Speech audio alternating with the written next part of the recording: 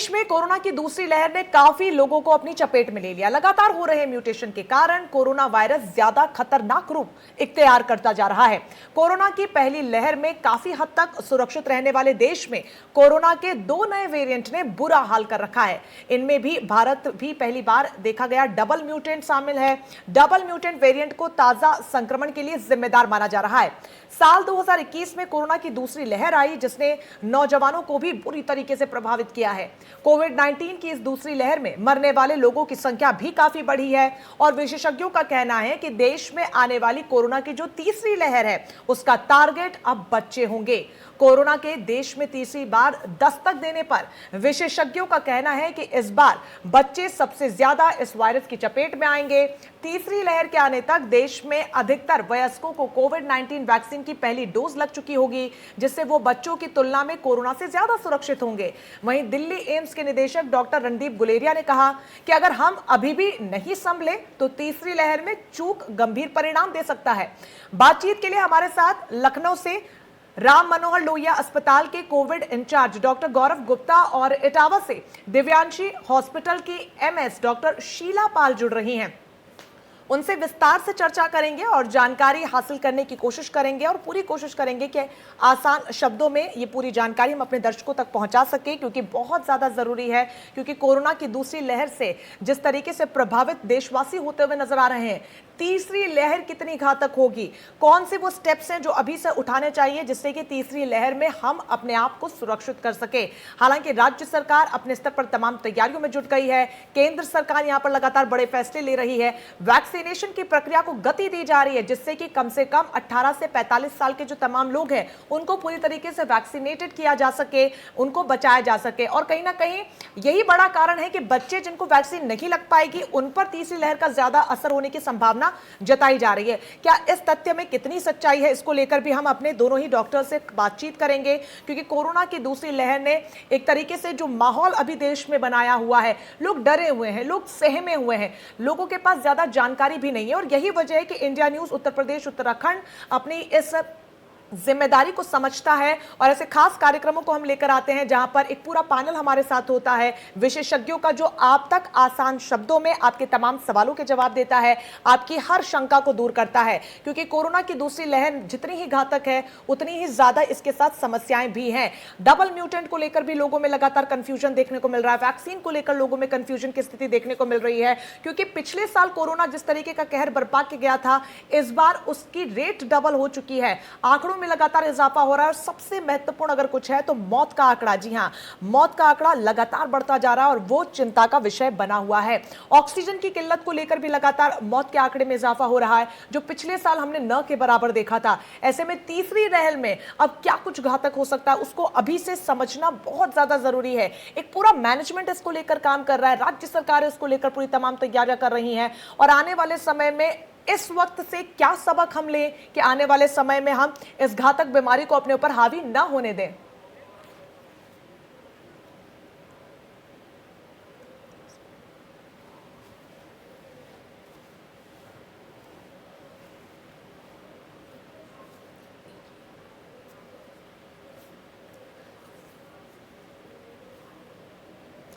तो इस खास विषय पर चर्चा के लिए आरएमएल अस्पताल से डॉक्टर गौरव गुप्ता कोविड इंचार्ज है, हमारे साथ जुड़ गए। बहुत स्वागत है सर आपका। धन्यवाद रंजना। हेलो गौरव जी, आवाज मिल रही है आपको? जी रंजना जी, आवाज मिल रही है मुझे आपकी। सबसे पहले तो बहुत स्वागत है इंडिया न्यूज पर आपका। शुरुआत इसी सवाल से करना चाहूंगी क्योंकि लगातार लोग बहुत ज्यादा डरे हुए हैं। तमाम दवाइयां, तमाम यहाँ पर ट्रीटमेंट, वो सब बात की बात है, लेकिन सबसे ज्यादा जरूरी ये समझना है कि इस वक्त से हम क्या सबक लें कि आने वाले वक्त को अपने लिए सुरक्षित कर सके।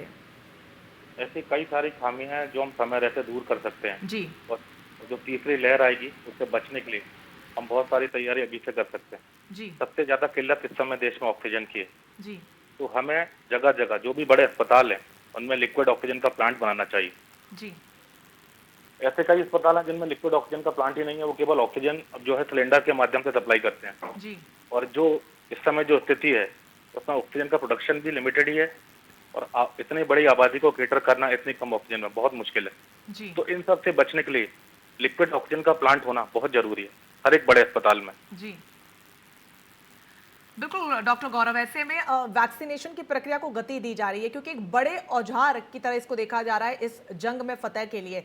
लेकिन 18 से 45 वर्ष तक के तमाम लोगों को वैक्सीन दी जा रही है और यही वजह की संभावना जताई जा रही है कि जो तीसरी लहर होगी उसमें अटैक जो होगा सीधा बच्चों पर होगा। कितनी सच्चाई है इस तथ्य में?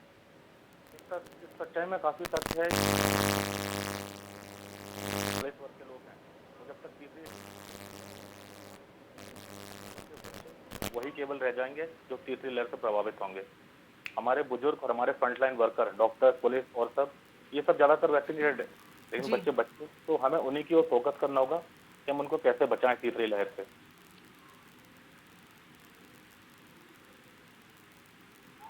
जी बिल्कुल डॉक्टर गौरव, ऐसे में बच्चे जिनको अभी वैक्सीनेटेड नहीं किया जा रहा है उनके लिए माता पिता को खास तौर पर क्या कुछ करना चाहिए, क्योंकि एक पूरा रोड मैप अभी से तैयार किया जाए ताकि आने वाले समय में कम से कम तैयारी आपकी पुख्ता हो। बच्चों के लिए वो कौन कौन से स्टेप्स है जो यहाँ पर उठाने चाहिए, क्योंकि वैक्सीन तो उनको अभी लग नहीं रही है। देखिए, सावधानी तो तीन ही है। सबसे पहला, मास्क पहनना। दूसरा, अपने हाथ बराबर सैनिटाइज करना। तीसरा, 6 गज की दूरी बनाना। जी ये तीन सावधानियां हमें हर समय निभानी है। और दूसरा, बच्चों को बाहर ना जाने दें, ना तो खेलने के लिए ना किसी काम से। जी उनको जितना हो सके आप घर के अंदर ही रखें। जी तो ये तीन सावधानियां तो जरूर हर एक फैमिली को निभानी चाहिए। तो एक तो जो है मास्क लगाएं हर समय, सैनिटाइज करें और 2 गज की दूरी बना के रखें। ठीक है, इसके साथ ही आपका दोबारा से मैं रुक करूं उससे पहले डॉक्टर शीला पाल का रुक करना चाहूंगी। एमएस है दिव्यांशी अस्पताल की, मैम भी हमारे साथ जुड़ गई हैं। बहुत स्वागत है मैम इंडिया न्यूज पर आपका।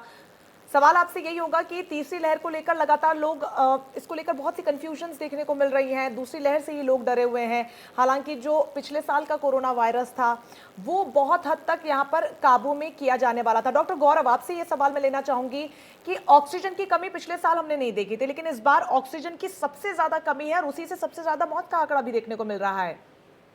पिछली बार जो स्ट्रेन था और इस बार जो स्ट्रेन है, उसमें सबसे बड़ी दिक्कत यही है कि पिछली बार जो है लोग होम आइसोलेट होकर ठीक हो जा रहे थे, लेकिन इस बार जो है लोगों को ऑक्सीजन की जरूरत पड़ रही है, उनका सैचुरेशन फॉल हो रहा है। तो यही सबसे बड़ा फर्क है। जी ठीक है, डॉक्टर शीला पाल, आपसे मैं जानना चाहूंगी कि ऑक्सीजन की किल्लत को लेकर लगातार जो खबरें भी सामने आ रही है, जो लोग घरों पर है, क्योंकि ये भी कहा जा रहा है कि बहुत ज्यादा जरूरी ना हो तो आप अस्पतालों का रुख ना करें और घरों पर ही अपना ट्रीटमेंट करवाएं, और घर पर अगर ऑक्सीजन की किल्लत को लेकर किसी प्रकार की परेशानी होती है तो क्या कुछ ऑप्शन अवेलेबल है, ऑल्टरनेटिव क्या है? देखिए, नमस्कार। नमस्कार। हाँ जी, देर से जोड़ने के लिए मैं माफी चाहूंगी। जहाँ तक ऑक्सीजन की बात है, देखिए पेशेंट्स लगातार दिन पर दिन बढ़ते चले जा रहे हैं जी और हमारे पास ऑक्सीजन की फैसिलिटी इतनी नहीं है। जिस जी तरह से पेशेंट्स लगातार दिन पर दिन बढ़ रहे हैं, लेकिन इसके साथ में लोग पैनिकी भी बहुत हो रहे हैं, जी क्योंकि अचानक इतनी बड़ी आपदा हमारे सामने आई और पेशेंट्स 5-6 डेज का जो एक क्रूशियल पीरियड होता है उसके पार करके जब वो 70-80% ऑक्सीजन पे आ रहे हैं तब वो हॉस्पिटल की तरफ भाग रहे हैं। जी अवेयरनेस नहीं थी उनके पास। तो जी अगर हमें पहले से हम जागरूक हैं और हमारे पास पल्स ऑक्सीमीटर है और हम कॉन्टिन्यूस मॉनिटरिंग कर रहे हैं, तो 94-95% ऑक्सीजन तक तो हमें परेशान होने की ज़रूरत नहीं है। जी हम रेगुलर अपनी मॉनिटरिंग करते रहें, लेकिन उसके नीचे अगर ऑक्सीजन कम होने की गुंजाइश हो रही है जी तो सबसे इम्पॉर्टेंट चीज़ है हम हाँ सबसे इम्पॉर्टेंट चीज़ है कि हम अपनी ब्रीदिंग एक्सरसाइज कंटिन्यू रखें इन 5-6 दिनों में, जब कि हमारा प्रॉब्लम की शुरुआत हो रही है। और उसके बाद आए दिन हम लोग एक्सरसाइज देखते हैं, जी पेट के बल या करवट लेट करके हम ऑक्सीजन को बढ़ाने की कोशिश करते हैं। ऐसा देखा गया है कि जब ऑक्सीजन की प्रॉब्लम आ रही है, 94-90 से नीचे ऑक्सीजन जा रहा है और हम लगातार पता कर रहे हैं कि ऑक्सीजन कहाँ पे अवेलेबल होगा, हॉस्पिटल कहाँ खाली है, तब तक हम अपने पेशेंट्स को पेट के बल लेटा करके, करवट लेटा करके कोशिश करते हैं कि ऑक्सीजन को मेंटेन करने की जी कोशिश करें। बहुत ज़्यादा ज़रूरी है कि अपनी डेली लाइफ में आप कुछ ऐसी एक्सरसाइजेस को इन्वॉल्व कीजिए जिससे कि आपकी ब्रीदिंग इश्यूज जो होते हैं, आपको सांस लेने की दिक्कतें ना हो। डॉक्टर गौरव, एक बार फिर से आपका रुख करना चाहूंगी। बहुत छोटा सा सवाल ज़रूर है लेकिन बहुत महत्वपूर्ण है, मेडिसिन को लेकर। जब आप कोविड पॉजिटिव होते हैं तो एक पूरा कोर्स आपको डॉक्टर की तरफ से सजेस्ट किया जाता है, लेकिन वो व्यक्ति जो कोविड पॉजिटिव नहीं है लेकिन फिर भी वो विटामिन की कुछ टेबलेट्स लेते हैं, ऐसे में आपसे मैं जानना चाहती हूँ डॉक्टर गौरव कि क्या वो टेबलेट्स लेना स्वास्थ्य के लिए पूरी तरीके से सही है या किसी प्रकार के साइड इफेक्ट्स अगर आप पॉजिटिव नहीं है तो? अगर आप विटामिन सी और जिंक ले रहे हैं तो उससे किसी तरह का कोई साइड इफेक्ट नहीं है। जी। आप ये दोनों चीजें बिना किसी हानि के ले सकते हैं। जी। बाकी जो भी एंटीबायोटिक है वो आप डॉक्टर की सलाह से ही लें। जी। चलिए ठीक है डॉक्टर शीला, एक सवाल आपसे ये भी है कि जिस तरीके से लगातार खान पान को लेकर भी लोगों में कंफ्यूजन है, एक प्रॉपर डाइट अगर यहाँ पर पालन इन दिनों करनी हो, खासतौर पर कोरोना काल में, जो सभी कर सके, महिला भी, पुरुष भी, बच्चे भी, वो क्या होगी? कि डाइट का विशेष ध्यान देना बहुत जरूरी है। जी। हम लोगों को अपनी डाइट में प्रोटीन की मात्रा बहुत बढ़ाने की जरूरत है। जी। हाँ, प्लीज आप डिस्टर्ब मत करो। हाँ। हमें अपने डाइट में, खान पान में प्रोटीन की मात्रा, जैसे दालें हैं, ग्रीन वेजिटेबल्स हैं, और अंडा है, पनीर है, सोयाबीन है, अपनी डाइट में ये मात्राएं बढ़ाएं। और ग्लूकोज की मात्रा कम करें। सबसे इम्पोर्टेंट चीज है, शुगर कम से कम लें। जी। और प्रोटीन अपनी डाइट में ज्यादा बढ़ाएं। जी। विटामिन सी के लिए नींबू नींबू का शरबत है, डेली एक पिएं। भाप लिया करें डेली, नियम से 3-4 बार स्टीम लेना बहुत जरूरी है। जी। क्योंकि जो कोरोना का वायरस है, ये सबसे पहले नेजोफैरिंक्स पे अटैक करता है। जी। स्टीम लेने से, बार बार अगर हम स्टीम लेते हैं, वायरस नेजोफैरिंक्स में ही किल हो जाता है और लंग्स तक पहुंचने की पॉसिबिलिटी डॉक्टर उसकी शीला काफी आपको कम बीच में हो टोकना जाती है। चाहूंगी, स्टीम का आप जिक्र कर रही हैं, स्टीम नॉर्मल स्टीम खाली पानी से ले सकते हैं या फिर उसमें कुछ हम यहाँ पर मिलाकर ले सकते हैं? यूजुअली यहाँ पे नमक या हल्दी डाल करके स्टीम लेना है। अगर कुछ नहीं अवेलेबल है तो आप सादे पानी से भी जी। स्टीम लीजिए। अदरवाइज हल्दी या सीधा नमक डाल करके अगर उसका स्टीम हम दिन में 3-4 बार लेते हैं, बहुत इंपॉर्टेंट है। सबसे बड़ी चीज है, जो वर्किंग लोग हैं, अगर वो बाहर जा रहे हैं जी। तो घर वापस आते ही सबसे पहले स्टीम लें। जी। जो और मॉर्निंग में लें। ये 2 टाइम बहुत इंपॉर्टेंट है, 2 टाइम लेना बहुत जरूरी है। क्योंकि वायरस जो भी हमारी बॉडी में एंटर करता है नेजोफैरिंक्स से, वो 24 से 48 घंटे वहां पे रहता है, वहां पे रेप्लिकेट करता है, अपनी ग्रोथ करता है। उसके बाद वो लंग्स में जाने की शुरुआत होती है। जी। तो हमारा पर्पस होना चाहिए कि एंट्री होते ही क्यों ना उसे हम किल करने की कोशिश करें। जी। तो ये एक बहुत बड़ा बचाव होगा सभी के लिए। अगर वो डेली नियम से दिन में 4 बार या 5 बार कुछ ना कर पाए तो एटलीस्ट 2 से 3 बार तो जरूर स्टीम लेना चाहिए। क्योंकि स्टीम लगभग लेने से 50-70 डिग्री टेम्परेचर पे किल वायरस अपने आप किल हो जाता है। वहाँ पे मोर देन 90% वायरस एंटर करने से पहले ही खत्म हो जाएगा। जी। इसलिए स्टीम की इम्पोर्टेंस है। जी। तो तमाम दर्शक जो इस वक्त आपको सुन रहे हैं, मैं उम्मीद करती हूँ कि अपनी डेली लाइफ में आप स्टीम लेना ज़रूर यहाँ पर जोड़ दें, क्योंकि जैसा कि डॉक्टर शीला का कहना है कि बहुत ज़्यादा ज़रूरी है, स्पेशली जब आप वर्किंग हैं, घर से निकलने से पहले और घर लौटने के बाद ये काम आप ज़रूर कीजिए, तो 90% यानी कि 90% तक आप अपने आप को बचा सकते हैं। डॉक्टर गौरव, आपका रुख करना चाहूंगी। वैक्सीनेशन लगातार जारी है, अब इसमें 18 से ज़्यादा उम्र वाले लोगों को शामिल किया जा चुका है, लेकिन कहीं ना कहीं लोगों के मन में कन्फ्यूजन ये है क्योंकि लोगों को कोवैक्सीन यहाँ पर नहीं मिल पा रही है, कोविशील्ड का भी अगर स्लॉट मिल रहा है तो लोग कहीं ना कहीं कतरा रहे हैं और समझ रहे हैं कि कोवैक्सीन ज्यादा बेटर है कोविशील्ड से। उसको लेकर जो संशय बना हुआ उसको थोड़ा सा हमारे दर्शकों के लिए यहाँ पर क्लैरिफाई आप करें। ये एकदम भ्रम है। दोनों कोविशील्ड और कोवैक्सीन दोनों की एफिकेसी बराबर है। जी। आप कोई सा भी लगवा सकते हैं। जी। इसमें यह नहीं कि कोवैक्सीन ज्यादा अच्छी है, कोविशील्ड थोड़ी खराब है, ऐसा कुछ नहीं है। दोनों ही वैक्सीन एकदम अच्छी हैं और आप दोनों में से ही कोई लगवा सकते हैं। बिल्कुल। साथ ही डॉक्टर गौरव ये भी जानना चाहेंगे कि अगर एक व्यक्ति वैक्सीन लगाने के लिए जाता है तो जाने से पहले और जाने के बाद कौन कौन से वो स्टेप्स हैं या मेजर्स हैं जिन्हें लेना अनिवार्य है? देखिए, जाने से पहले आप किसी तरह का एंटीकोगुलेंट वगैरह ये सब अवॉइड करिए जो भी आप ले रहे हो। बाकी जब आप वैक्सीनेशन लगवाने जाते हैं तो वहाँ पे आपको 15 मिनट के लिए रोका जाता है, ताकि अगर किसी तरह का कोई एलर्जिक रिएक्शन हो तो जी। उसको वहीं पे ही मैनेज कर लें हम। और इसके बाद जो है, अगर आपको वैक्सीन लगवाने के बाद अगर बुखार वगैरह आता है तो आप कोई पैरासीटामोल ले सकते हैं। जी। बाकी अगर कोई भी एलर्जिक रिएक्शन हो तो गवर्नमेंट ने एक हेल्पलाइन नंबर लॉन्च करा है, आप जी। उस पर कॉल करके इन्फॉर्म कर सकते हैं, आपको मदद पहुंच जाएगी। ठीक है, तो ये बहुत ज़्यादा इंपॉर्टेंट है क्योंकि इसको लेकर लगातार सवाल भी सामने आ रहे थे, जिसको आपने अभी यहाँ पर क्लेरिफाई किया। डॉक्टर शीला, लगातार सवाल इसको लेकर भी उठ रहे हैं कि टेस्टिंग को लेकर लोग कतरा रहे हैं, थोड़े से लक्षण दिख रहे हैं तो बैकफुट पर आ जाते हैं कि चलिए ठीक है, 3-4 दिन में नहीं ठीक हुआ तब हम अस्पतालों का रुख करेंगे, क्योंकि इस वक्त लोग अस्पताल जाने से बहुत ज़्यादा डर रहे हैं। ऐसे में घरों पर भी सैंपलिंग थोड़ी कम हो रही है इस वक्त, क्या करें और क्या ना करें? देखिए, आपके माध्यम से हम पूरी पब्लिक को ये संदेश देना चाहते हैं कि प्लीज वैक्सीन लगवाने से बिल्कुल भी मत कतराइए। वैक्सीन ही एकमात्र ऐसा साधन है जिससे आप आने वाले समय से कोरोना वायरस से लड़ने में सक्षम हो सकते हैं और उससे बच सकते हैं, क्योंकि जो स्थिति चल रही है, थर्ड लहर का आना वाजिब है।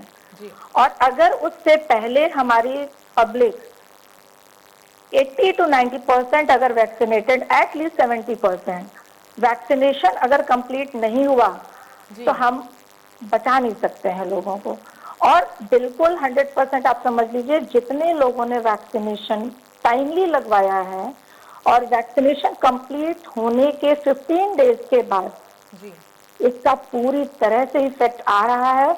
और आज देखिए, फ्रंट लाइन वर्कर्स बेखौफ फील्ड में काम कर रहे हैं, और अगर उनमें सिम्टम्स आ भी रहे हैं तो बहुत माइन्यूट सिम्टम्स हैं जो कि नगण्य हैं। जी। और किसी भी वैक्सीनेशन में हल्का फुल्का साइड इफेक्ट होना ये लाजिम है, तो इसको इग्नोर करिए। प्लीज वैक्सीनेशन करवाइए, दौड़ के करवाइए, रजिस्ट्रेशन कराइए, इससे बिल्कुल हेजिटेट मत होइए। और मेरा संदेश है कि आप कम से कम डॉक्टर्स की तो मानिए। जी। डॉक्टर्स ने तो सबसे एक आखिरी पहले सवाल डॉक्टर शीला मैं लेना चाहूंगी। में से पहले आके लगवा डॉक्टर लिया शीला, एक आखिरी सवाल ये कि एक बार अगर आपको कोविड हो जा रहा है तो क्या आपको निश्चिंत हो जाने की जरूरत है, या फिर तब भी आपको किसी प्रकार की लापरवाही नहीं बरतनी है? नहीं, लापरवाही तो हमें बिल्कुल नहीं बरतनी है। कोविड अगर हमें हो जा रहा है तो उसके बावजूद भी उसके एंटीबॉडीज हमारी बॉडी में हार्डली 2 to 3 मंथ रह रहे हैं, जी। तो प्रोटेक्शन तो कुछ दिनों का है। उसके बाद तो अल्टीमेटली, और दुनिया भर की स्ट्रेन्स आ रही हैं नई नई, कब क्या मालूम किससे हमारी बॉडी को फिर से इफेक्ट हो जाए। ठीक तो है, प्रिकॉशन तो लेना ही है, बहुत ज्यादा मास्क जरूरी है यहाँ पर प्रिकॉशंस लें। डॉक्टर गौरव, एक आखिरी सवाल आपसे ये कि तीसरी लहर से पहले आप हम तमाम दर्शकों को क्या संदेश यहाँ से देना चाहेंगे? मैं ये कहना चाहूँगा, अगर आपको जरा सा भी लक्षण लगता है, आप तुरंत जाइए और RT-PCR टेस्ट कराइए। टेस्ट से ना घबराएं, टेस्ट कराइए, डॉक्टर जी। की सलाह लीजिए और उन सब जो गवर्नमेंट के दिशा निर्देश हैं उन सब का पालन करिए, क्योंकि बहुत ज्यादा जरूरी है सावधानी बरतना, सावधानी ही सुरक्षा है, इसके साथ ही सजग होना, सतर्क होना भी आपका बहुत ज्यादा इंपॉर्टेंट है। बहुत शुक्रिया डॉक्टर गौरव और डॉक्टर शीला आपका हमारे साथ जुड़ने के लिए, और तमाम जो कंफ्यूजन लोगों के जहन में बनी हुई है उसको आसान शब्दों में क्लैरिफाई करने के लिए हमारे दर्शकों के लिए। तो चलिए, इसी के साथ फिलहाल के लिए इस बुलेटिन में बस इतना ही, लेकिन लगातार बड़ी खबरों के लिए आप बने रहिए हमारे साथ। नमस्कार।